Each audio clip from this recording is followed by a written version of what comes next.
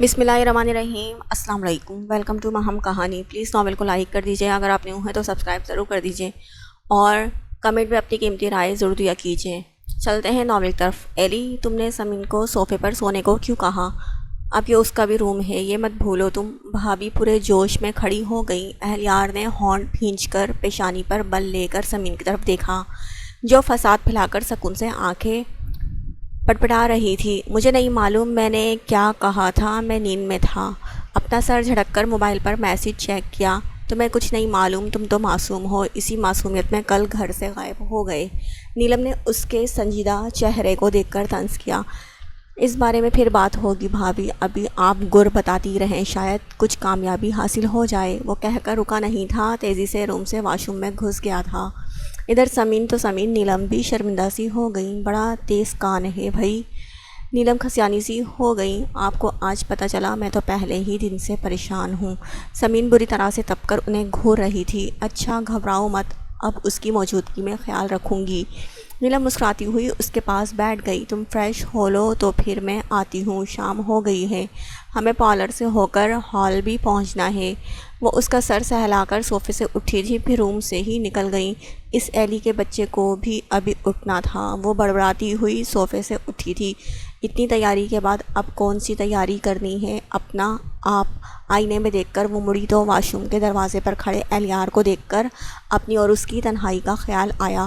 صاحب اب بنا شرٹ کے بڑے آرام سے اسے بے باکی سے گھور رہے تھے، اور آنکھوں میں جو ارادے تھے، سمین کو وہ ارادے خطرناک لگے تھے۔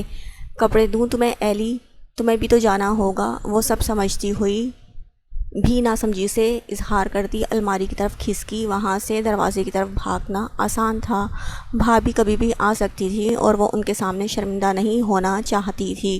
مجھے کہاں جانا ہے، کپڑے رہنے دو، تم یہاں آؤ۔ اہلیار اس کی چالاکیاں اچھے سے سمجھ رہا تھا، اسی لیے لاپرواہی سے کہا تھا۔ اب وہ واش روم سے اندر آ کر اس کی طرف بڑھا تھا۔ کہیں نہیں جانا ہے؟ کیا ایک اکیلے میرا ولیمہ ہے؟ تمہیں کوئی کام وام نہیں ہے؟ اس کے قدم گنتی وہ بھاگنے کے پر تول رہی تھی۔ کام تو ابھی مجھے بہت اہم ہے، معنی خیزی سے کہتا وہ چیتے سی پھرتی سے اس کی کلائی دبوچ چکا تھا۔ ایلی، اس وقت بالکل نہیں، بھابھی آ جائیں گی۔ اس کا آدھا جملہ منہ میں ہی رہ گیا تھا۔ وہ اسے کھینچ کر اپنے پاس کرتا اس کے منہ پر اپنی ہتھیلی جما چکا تھا۔ سمین پاؤں مارتی مچل رہی تھی، مگر کرنی تو اسے اپنی مرضی تھی۔ قسم سے بہت بے ایمان انسان ہو تم بھابھی، اگر آ جائیں تو وہ کیا سوچیں گی؟ اتنے گر سن کر کون بدتمیزی نہ کرے، میرے تو سارے ارمان جاگ گئے ہیں۔ وہ بڑے مزے سے اسے دیکھتا اس کی طرف بڑھا تھا۔ کیسے بےہودہ ہو تم؟ سمین خجالت سے سرخ ہوئی۔ اہلیار بس مسکراہٹ دبا کر اسے دیکھ رہا تھا۔ اس کے چہرے کا رنگ شہابی ہوتا اسے اور بھی حسین کر رہا تھا۔ پلیز ایلی، جانے دو نا، تم نے تو کہا تھا نا کہ کسی کو کچھ پتہ نہ چلے۔ تو وہ اب بڑے پیار سے منت پر اتر آئی تھی۔ کسی کو اب بھی پتہ نہیں چلے گا کہ اندر کیا ہو رہا ہے۔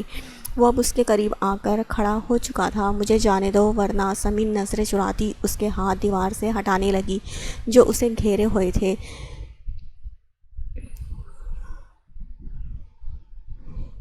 میری شادی کی اولین صبح ہے، تمہیں اتنی آسانی سے خراب تھوڑی ہی کرنے دوں گا۔ اس بار اسے دیوار سے پنچ کیا۔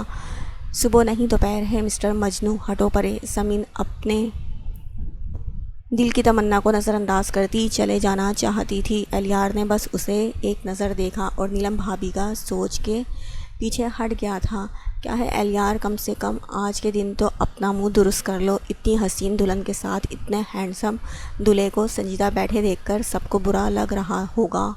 نیلم جھک کر اس کے کانوں میں سرگوشی میں بولتی بہت تپی ہوئی اس کے شانے پر مکہ برسا چکی تھی۔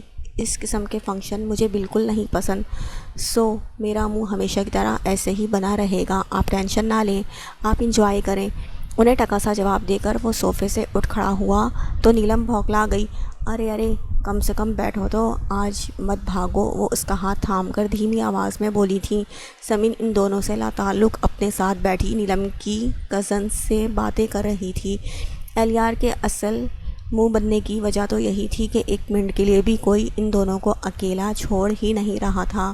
سمین کا بجلی گراتا روپ وہ تو ہوش ہی کھو رہا تھا اور کوئی اسے اپنی دلہن دیکھنے ہی نہیں دے رہا تھا۔ میرے بیٹھنے اور نہ بیٹھنے سے کوئی فرق نہیں پڑنے والا ہے، اس بار صاف سمین کو سنانے کے لیے بولا تھا، مگر ادھر تو بے نیازی کی حد تھی۔ وہ غصے سے مڑ کر اسٹیج سے ہی اتر گیا۔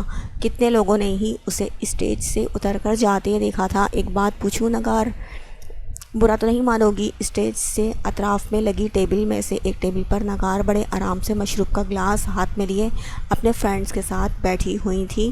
جب ان کی کلوز فرینڈ نے ان سے پوچھا تھا، ہاں پوچھو، نگار گھونٹ گھونٹ بھرتی بڑے سکون سے بولی تھی، تم نے اس شادی کے لیے اپنے بیٹے سے اس کی مرضی نہیں پوچھی تھی جو ایسا اکھڑا اکھڑا نظر آ رہا ہے؟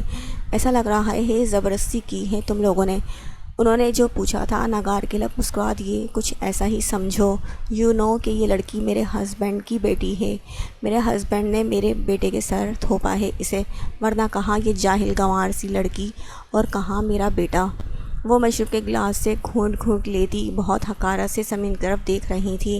کہہ تو تم صحیح رہی ہو، کتنی اولڈ خیال کی لڑکی ہے، بس حسن کے علاوہ کچھ نہیں ہے۔ یہ پردہ اب کون کرتا ہے یہ سب، یہ تو زمانے کے ساتھ چل ہی نہیں سکتی۔ ان کی ایک سہیلی نے بڑی ناک چڑھا کر سمین کو دیکھتے ہوئے کہا تھا۔ ان کا دل پہلے ہی جلا تھا، وہ اپنی بیٹی کے لیے الیار کو سوچ کر بیٹھی تھی، آخر اتنی بڑی جائیداد کا مالک تھا۔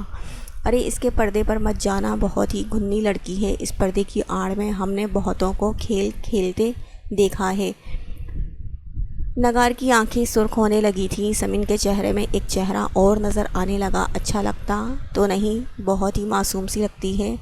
دوسری سہیلی نے بھی حصہ لینا ضروری سمجھا، معصومیت کا کھیل بہت پرانا ہے ماریا، اس معصومیت نے تو الیار کو بے وقوف بنایا ہوا ہے، مگر میرا بیٹا اتنا بے وقوف نہیں کہ اسے منہ لگا لے۔ تم لوگوں کو معلوم ہے اس نے تو پہلی ہی رات اسے ٹھکرا دیا تھا گھر نہ آ کر۔ وہ بڑے آرام سے اپنے گھر کی عزت اچھال رہی تھی اور اس بات کا انہیں کوئی افسوس بھی نہیں تھا۔ وہ ایسی ہی تھیں، دشمنی میں حد سے بھی جانے والی۔ اچھا، ان کی سہیلیوں کو ایک نیا موضوع ملا تھا، اور کیا، وہ تو اسے ایک نظر دیکھے بھی نہ۔ مجھے معلوم ہے ایلی اسے کبھی ایکسیپٹ نہیں کرے گا، کبھی بیوی کا درجہ نہیں دے گا۔ تم لوگوں کو دکھاؤں گی میں آج نیا تماشا۔ نگار بہت ہی پراسرار طور پر مسکرائی تھی، یہ دیکھے بنا کہ ان کی ایک ایک بات کسی نے بہت غور سے سنی۔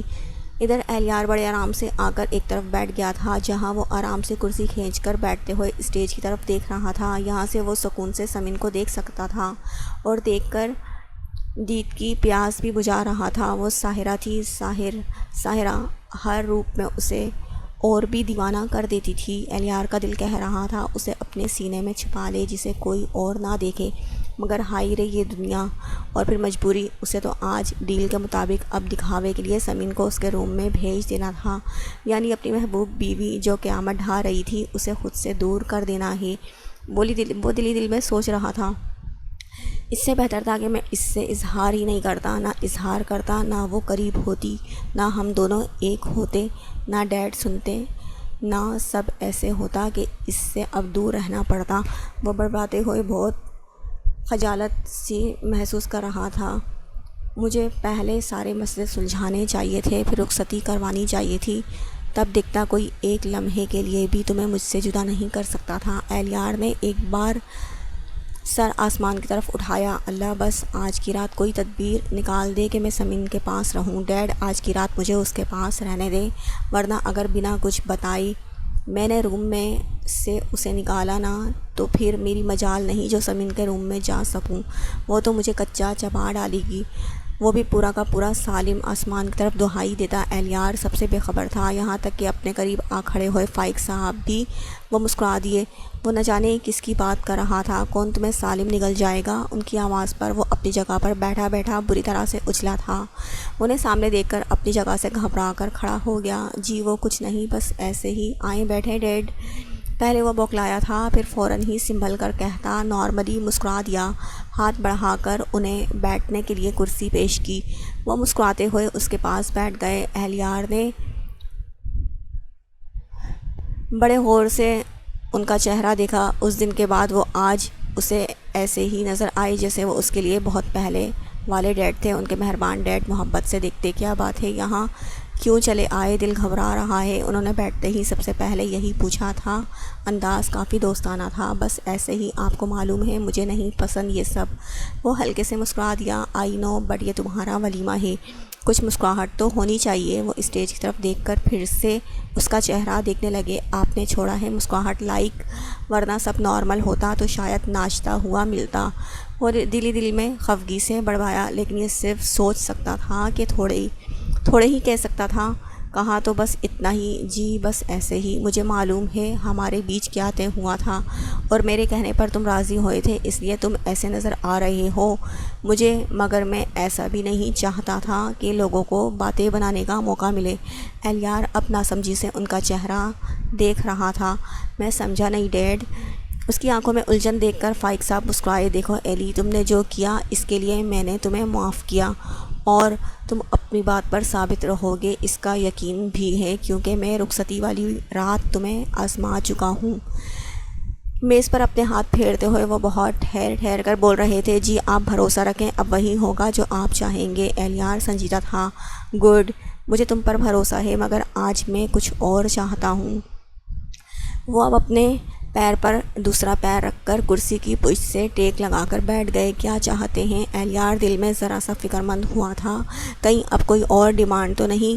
یہی کہ تم آج کے دن بس یہ ڈرامہ کر لو کہ ہاں تم خوش ہو۔ مجھے اپنے اور اس خاندان کی عزت بہت پیاری ہے۔ میں نہیں چاہتا کہ سب باتیں بنائیں اور اس بات کو اچھالیں کہ ایلیار زین علی کی شادی زبردستی ہوئی ہے، اس لیے یہ سنجیدگی چھوڑو اور جا کر اسٹیج پر بیٹھو۔ مسکراتا ہوا چہرہ لے کر وہ کیا بول رہے تھے؟ ایلیار بس ان کا منہ دیکھ رہا تھا۔ سب ان کے لیے ہی تھا، اور اب وہ چاہ رہے ہیں۔ وہ الجھن میں گرفتار ہوا تھا۔ ایسے کیا دیکھ رہے ہو؟ میں نے مانا کہ میں نے تمہارے ساتھ زبردستی کی، تمہاری خواہش پوری کرنے کے لیے شرط رکھی، مگر یہ بالکل نہیں چاہوں گا یہاں سب طرح طرح کی باتیں بنائیں اور یہ موضوع گرم رہے کہ ایلیار انڈسٹری کا مالک اپنی شادی سے ناخوش ہے۔ یہاں کچھ لوگ ایسے ہیں جنہیں یہ پتہ چلنا چاہیے کہ ایلیار نے فائق معین علی کی بیٹی سے شادی اپنی خود کی مرضی سے کی ہے۔ وہ اسے گہری نظروں سے دیکھ رہے تھے۔ وہ بس چپ سا تھا۔ ان کی آخری بات پر ایلیار نے نگاہیں چرائیں۔ فائق صاحب مسکرائے تھے۔ وہ کرسی پر سے کھڑے ہو گئے۔ اپنا کوٹ درست کرتے ہوئے انہوں نے ایلیار کی طرف دیکھا۔ وہ بھی کھڑا ہو گیا۔ اور ایک بات، میں نے تمہارے اور سمین کے لیے اسی ہوٹل میں ایک روم بک کر دیا ہے۔ میں چاہتا ہوں لوگوں کی مس انڈرسٹینڈنگ ہمیشہ کے لیے ختم ہو جائے کہ تم دونوں خوش نہیں۔ میں چاہتا تو گھر بھی جا کر یہی کہہ سکتا تھا، مگر ابھی سب کے سامنے کہہ کر سب کو یہ احساس دلانا ہے یہ شادی تمہاری اپنی مرضی سے ہوئی ہے۔ آج کی رات سمین تمہاری ہوئی، تمہاری بیوی۔ میں نے تمہیں سارے اختیارات دیے، اب آگے تمہاری مرضی۔ اس کا شانہ تھپک کر وہ اسے حیران سا چھوڑ کر چلے گئے۔ یا اللہ، تو کیسے کیسے اسباب بناتا ہے ملوانے کے۔ عزت کے ہی خیال سے ہی صحیح، مگر انہوں نے آج مجھے سمین بخش تو دی۔ ایلیار جیسے خوشی سے جھوم اٹھا تھا۔ آسمان کی طرف دیکھ کر اس نے اپنی دلی مراد پوری ہونے پر شکر سا کیا تھا۔ نگار اسٹیج پر گئی تو وہ بھرپور انداز میں مسکرا دیا۔ اس کے قدم پھر سے اسٹیج کی طرف بڑھے تھے، جہاں اب بھی بھابھی وغیرہ کے ساتھ سمین نظر آ رہی تھی۔ اسے پھر سے اسٹیج کی طرف آتے دیکھ کر نیلم نے سکون کا سانس لیا۔ اب تو خیر سے ہونٹوں پر مسکراہٹ بھی تھی۔ سمین نے چہرہ ذرا سا اٹھا کر مسکراتے ہوئے ایلیار کی طرف دیکھا۔ اسے اچانک کیا ہو گیا؟ اتنا پاچھے چیر کر کیوں آ رہا ہے؟ پر مجھے کیا، یہ انسان تو مجھے کبھی سمجھ میں نہیں آ سکتا۔ وہ دل میں کہتی بھابھی کا ہاتھ اچھے سے پکڑ کر بیٹھ گئی تاکہ وہ ان دونوں کے بیچ میں ہی رہیں۔ بھابھی، ولیمہ میرا ہے، دلہن میری، اور قبضہ آپ جما کر بیٹھی ہیں۔ کم سے کم مجھے اپنی دلہن سے دو پیار بھری باتیں تو کرنے دیں۔ صوفے کے نزدیک آ کر وہ جو بولا تھا سمین خود بھابھی کا منہ کھل گیا۔ انہوں نے اپنی پلکیں جھپکی، کہیں دوسرا ایلی تو نہیں آ گیا۔ حیران بعد میں ہو لیجیے گا۔ چلیں اب۔ مسکراہٹ دباتا وہ آرام سے ان کا بازو تھام کر انہیں اٹھا کر خود بیٹھ چکا تھا۔ وہ اب اس سے بالکل جڑ کر بیٹھا تھا، اور تو اور اسے دیکھ کر مسکرا کر آنکھ بھی مار چکا تھا، اور اس کی یہ حرکت وہاں بیٹھے افراد میں سب نے دیکھی تھی۔ ایک دم سے وہ ہوڈنگ شروع ہوئی تو سمین کا چہرہ سرخ ہوا تھا۔ نیلم بھابھی اس کی یہ کایا پلٹ پر ایسی خوش ہوئی تھی کہ سب کی بلائیں نے ڈالی۔ ایک فوٹو شوٹ ہو جائے، آؤ نگار۔ ایلی سمین کے ساتھ فوٹو شوٹ ہو رہی ہے۔ نگار اپنی دوستوں کی فیملی کے ساتھ بڑی بزی تھی جب فائق ان کے قریب آئے تھے۔ جی چلتی ہوں، وہ مسکراتی ہوئی سب سے ایکسکیوز کرتی۔ فائق کے ہمراہ اسٹیج کی طرف مڑی تھی جہاں پر کافی ہنگامہ مچا ہوا تھا۔ انہوں نے حیرت سے ہنستے مسکراتے اہلیار کی طرف دیکھا، اتنا کھلا کھلا اس کا چہرہ، وہ چلتی ہوئی بے یقین سی ہو رہی تھی۔ آج اہلیار بہت خوش نظر آ رہا ہے اور اسے خوش دیکھ کر میں تو بہت خوش ہوں، ایک دم سے فائق صاحب نے ان کے چہرے کو دیکھ کر مسکراتے ہوئے کہا تھا۔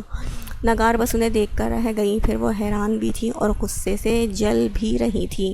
بڑی آپا کے چہرے کا اطمینان، فائق کے اونچے اونچے کہے، نیلم اور ثاقب کے ساتھ ان کی چھیڑ خانی کا مزہ لیتا اہلیار، اور بار بار حیا سے سرخ پڑتا سمین کا چہرہ۔ اہلیار ہر بار اس کی طرف جھک کر کچھ کہتا، کبھی اسے چھوتا، وہ لگ ہی نہیں رہا تھا ابھی کچھ دن پہلے والا اہلیار ہے، وہ تو ایسا لگ رہا تھا کہ سمین کی محبت میں ڈوبا ہوا ہو۔ نگار کو کچھ سمجھ نہیں آ رہا تھا، انہیں یقین تھا ایک بار اہلیار نے جس سے محبت کی وہ اسی کا ہی رہے گا۔ وہ سمجھوتا بھی کر چکا تھا، پھر بھی اس کے چہرے کی چمک، اس کی آنکھیں، وہ کیوں دھوکہ دے رہا تھا خود کو، یا انہیں دماغ خراب ہو گیا ہے کیا؟ تمہارا جو ذرا پرے ہو کر بیٹھو، بالکل گود میں ہی بیٹھے جا رہے ہو۔ اپنا دوپٹہ درست کرتے ہوئے وہ اس سے سرگوشی میں بولی تھی۔ اب سوائے عادل کے یہاں اسٹیج پر کوئی نہیں تھا۔ عادل کو چاچو کی گود بہت پسند تھی، اس لیے آرام سے بیٹھا اس کے موبائل سے کھیل رہا تھا۔ شوہر ہوں تمہارا، بیٹھ سکتا ہوں گود میں بھی، اور جھک کر سرگوشی کرتا۔ وہ بہت سرشار سا اسے دیکھتے ہوئے معنی خیزی سے جملہ ادھورا چھوڑ چکا تھا۔ دیدے پھاڑ پھاڑ کر دیکھنا بند کرو، سب ادھر ہی دیکھ رہے ہیں۔ سمین نے اس بار دانت پیسا، ایک دم سے کایا پلٹ پر حیران بھی ہو رہی تھی۔ کہاں ناک چڑھایا ہوا تھا اور کہاں اب یہ دالہانہ پن۔ آئی ڈونٹ کیئر، تم بس مجھے خود کو دیکھنے دو۔ وہ برائڈل لک میں تم اتنی حسین لگ رہی ہو، بالکل کاٹن کینڈی۔ اوف، سمین نے غصے سے آنکھیں میچ لی، یعنی اتنی خوبصورت کلر کو کاٹن کینڈی سے ملا دیا؟ تمہیں نہ کبھی تعریف کرنے کی تمیز نہیں آئے گی، بدتمیز بیہودہ انسان۔ وہ جل کر ذرا سا پرے ہو گئی۔ بدتمیزی کا لیبل لگانا تو بھی سب کے سامنے بدتمیزی پر اتر آؤں گا۔ ہونٹ گول کرتا سامنے کی طرف دیکھتے ہوئے وہ اپنے بالوں میں ہاتھ پھیر کر سرگوشی کر رہا تھا۔ اب ایسے بھی 30 مار خان نہیں ہو تم، کر کے تو دکھاؤ۔ 2 ہاتھ نہیں لگائے تو کہہ دینا۔ سمین نے اس بار ڈائریکٹ اسے دیکھا تھا، چیلنج۔ اہلیار مسکراہٹ دباتا اسے دیکھ رہا تھا۔ یس، سمین بھی بس مسکرائی تھی۔ Okay madam. نچلا لب دانتوں تلے دبا کر اس نے آنکھ ماری تھی۔ اہلیار نے اس بار ہال میں بکھرے لوگوں کو دیکھا، سب اپنی اپنی ایکٹیویٹی میں بزی تھے، کسی کا دھیان بھی ادھر نہیں تھا۔ ہاں، کیمرے والے ایکٹیو تھے، اور اس نے سمین کا دوپٹہ چھونے کے بہانے اس کے گالوں پر اپنے ہونٹوں کا لمس چھوڑا تھا۔ اوف، اس کی یہ بے شرمی! وہ گھبرا کر ذرا سا پیچھے ہوئی تھی۔ عادل، آپ نے پھپھو کو پیار نہیں کرنا ہے؟ اہلیار نے عادل کے گال پیار سے چھوتے ہوئے اسے دیکھا۔ سمین کی توجہ پھر سے اس کی طرف ہوئی۔ مجھے نہیں کرنا، پھپھو نے اتنے کلر چہرے پر لگائے ہیں، میرے منہ پر لگ جائیں گے۔ عادل میاں کی بات، اہلیار بے اختیار ہنس پڑا۔ تمہاری طرح اسے بھی سینس نہیں ہے، اتنا اچھا میک اپ ہے اور یہ کلر کہہ رہا ہے مت کرو پیار، بس اپنے چاچو کو پیار کرو۔ سمین تو جل کر خاک ہی ہو گئی۔ اہلیار نے ہنستے ہوئے اس کا ناراض چہرہ دیکھا۔ ڈونٹ وری، چاچو اتنا پیار کرے گا کہ ساری شکایت غائب ہو جائے گی، سویٹ ہارٹ۔ اس کی شرارت۔ سمین نے عادل کو دیکھتے ہوئے اسے گھورا۔ چاچو، آپ کے ہونٹوں پر کلر لگ جائے گا۔ اوف، یہ عادل کے تیز کان۔ اہلیار نے پیار سے اس کا چہرہ چوما۔ تو ان کے رنگ کو ہی اپنا رنگ بنا لیں گے۔ اللہ بس کرو، شرم نہیں آتی اس کے سامنے؟ سمین نے سرگوشی میں کہہ کر اسے آنکھیں دکھائی۔ میں تو سب کے سامنے ہی یہ خدمت پیش کر دوں؟ وہ کچھ زیادہ ہی رومانٹک ہو رہا تھا۔ بہت بے شرم ہو تم، اور بدتمیز بھی۔ صبح والی حرکت کر کے تم نے ثابت کر دیا کہ تم حد سے زیادہ بدتمیز اور بے شرم انسان ہو۔ اس کے تپنے پر وہ بس اپنی ہنسی دبا رہا تھا۔ پھپھو، آپ چاچو سے لڑ کیوں رہی ہیں؟ عادل نے موبائل سے سر اٹھا کر سمین کو دیکھا۔ تمہارے چاچو ہے ہی اس قابل۔ سمین نے اس بار منہ پھیر لیا۔ پھپھو ناراض ہو گئیں۔ عادل نے حیرت سے اہلیار کا چہرہ دیکھا۔ اب پھپھو کو پیار کر کے منا لوں جلدی سے۔ اس نے عادل کے کان میں جھک کر سرگوشی کی، پر صرف گالوں پر، اب ہونٹوں پر نہیں کروں گا جیسا آپ نے اس دن بولا تھا۔ عادل میاں نے ہاتھ اٹھا کر صاف منع کیا۔ اہلیار کی ہنسی چھٹی، وہیں سمین کو بھی ہنسی آئی۔ مڑ کر اس نے کیوٹ سے عادل کو دیکھا۔ اہلیار نے اس بار دالہانہ نظروں سے سمین کو دیکھا۔ سمین اسے گھور کر باز رکھنا چاہا، پھر عادل کے گال چٹکی میں پکڑے۔ تم نہیں کرو گے تو کیا ہوا، میں تو کر سکتی ہوں۔ عادل کے گال پکڑ کر وہ جھکی تھی اور زبردستی اس کے پورے چہرے کا بوسہ لیا تھا۔ عادل بیچارہ گھبرا ہی گیا۔ ہم سے بھی ایسا ہی پیار جتا دیں۔ اس کے پیار پر الیار نے منہ بنایا تھا۔ تم بچے سے جیلس ہو رہے ہو؟ سمین کو ہنسی آئی تھی۔ تمہارے معاملے میں بہت کریزی ہوں، تو ایسا ہی پیار مجھے چاہیے تم سے، اس کی طرف جھکتے ہوئے بڑی قطعیت سے کہا تھا۔ جی نہیں، پہلے مجھے سچ بتانا پڑے گا۔ اسے منہ چڑھا کر وہ دور ہٹی۔ چاچو میرے کلر نہیں لگانا؟ عادل بیچارہ اب بھی اسی پریشانی میں تھا۔